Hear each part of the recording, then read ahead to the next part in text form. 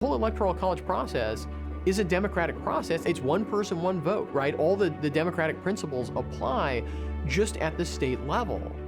So in a presidential election year, the state Republicans, the state Democrats, maybe the state Libertarians, maybe the state Green Party, they will have a convention and they will nominate people to be their presidential electors. If their party wins that state's presidential election, then their nominees for presidential elector become that state's presidential electors and get to cast those electoral votes for their party's nominee. Mr. President, the certificate of electoral vote of the state of California seems to be regular in form and authentic, and it appears therefrom that Hillary Clinton of the state of New York received 55 votes for president, and Tim Kaine of the Commonwealth of Virginia received 55 votes for vice president. We don't expect our electors to use their own discretion.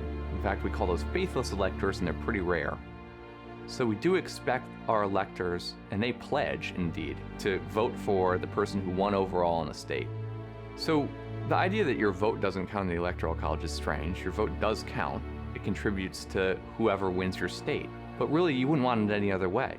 If you're a California voter, you want the candidate who's most popular in California to get maximum advantage. Similarly, if you live in Wyoming, similarly, if you live in North Dakota.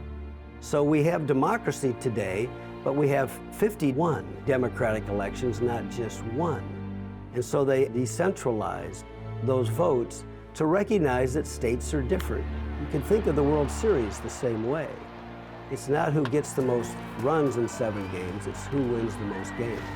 And the Electoral College, it's who wins, in effect, the most states, not just who gets the most votes in total across the nation.